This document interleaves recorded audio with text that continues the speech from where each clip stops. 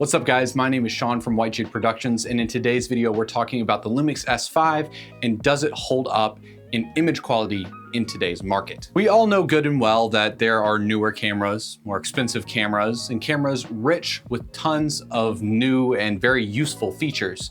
But in terms of pure image quality, does this camera hold up, and is it better than some of the newer cameras that are being released by Lumix today? Okay, to keep things nice, simple, and straight to the point, yes, the Lumix S5 does perform better in image quality than its successors in both the S1 and S5 line. But there are a few caveats and a few factors that play into that.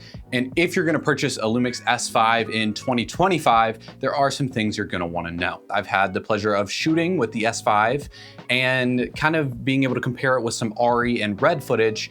And honestly, it doesn't shy too far from either side. Obviously, Lumix has established a very firm relationship with RE. However, it does work very, very well with Red cameras, specifically older sensors like the Dragon 6K. I find that it matches very well since it also has a 6K sensor. If you're not aware, the S5 II and S5 IIX actually have received quite a lot of complaints in terms of worse image quality and digital sharpening over the original S5.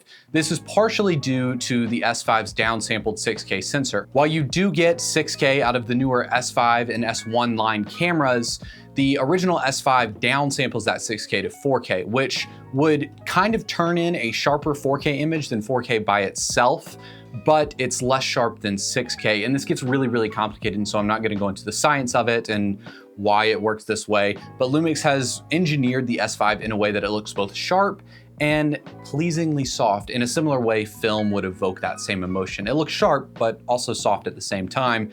RE's engineers for their glass will tell you the same thing about their lenses, specifically their signature primes. RE has gone on record multiple times talking about the signature prime, saying that it is sharp enough for resolution. In other words, it's resolution sharp, but it's not tack sharp like photo glass. And they give those two examples specifically. Lumix has done a very similar thing with their sensor, giving it high resolution sharpness, but not digital sharpness. In other words, it just looks better. Let's be real. Everybody cares about the specs of a camera, and I've been showing you a lot of B-roll and you're gonna see more. You know how good this camera looks already. So let's talk about some of my favorite specs and some of my favorite things about this camera. First, before we get into numbers specifically, I do wanna talk about the image color reproduction with this camera. I know a lot of people like Canon because it renders skin tones very well, or Fujifilm because it just has that filmic aesthetic. People also like Sony for sports just because it has punchy, contrasty images. The problem with all of those brands and more is they tend to render certain colors as too saturated or hue shifted. Sony tends to render very saturated blues, as does Lumix, but it also renders skin tones as a little green and desaturated, and the reds are kind of orange and oversaturated. Canon kind of does the opposite. They lean towards really holding on to skin tones, but they lose a lot of blues. They tend to desaturate those, and their greens also don't look as good to me. They look a little yellowish. Not my favorite. Fujifilm, they do a good job. They're Fujifilm, but it's very stylized. You shoot Fujifilm for style, not for color reproduction in a more manageable sense. Lumix, you're able to really shift an image into any camera brand, color science you want. Again, I use it with RE and Red a fair amount. It works very well. Obviously, Lumix has that pre-established relationship with RE, but it also just works very well with Red just because it is manipulable footage, unlike other brands that kind of have a look to them. On to some actual numbers.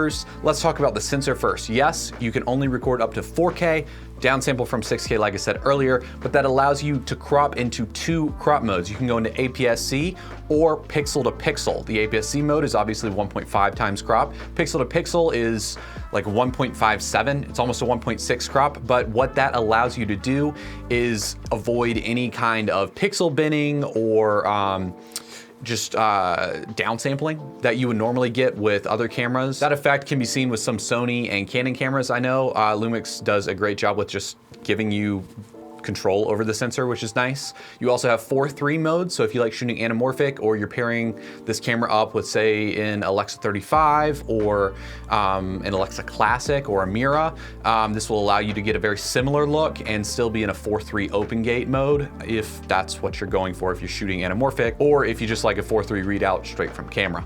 Obviously, this camera has its issues. I would compare this to the Sony FX2.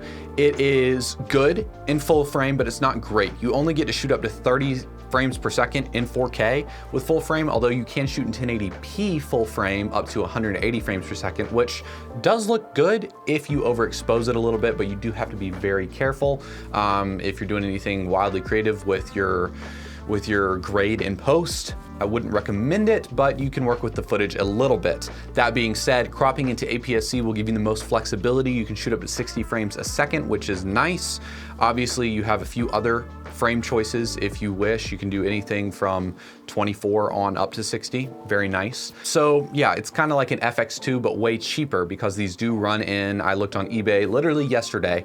Again, the market changes a lot, but they were running, I was seeing as low as $630, I think I saw for one, but the average price was going around $700. Some that were open box or coming with kits and gear and extra batteries, SD card stuff, are running around $800. So relatively inexpensive compared to the FX2, which I think is a win if you don't care about autofocus and you want other sorts of flexibility that Lumix offers. In my opinion, this camera is an absolute hoss. If you're curious about any of the other specs this camera has, because it has a lot, including anamorphic IBIS and a few other features that I personally do like when shooting anamorphic, please leave comments down below. I'm happy to answer any questions because, again, I think the Lumix S5 is the perfect starter filmmaker camera if you're just looking to get into things and you don't care about autofocus or you like cinema lenses. Or it's a great B or C cam if you're already in the Lumix world and you're looking to buy something else that is just a little more inexpensive, but does pretty much everything you need it to. Thank you guys for watching. Don't forget to like and subscribe if you enjoyed this video, and until next time.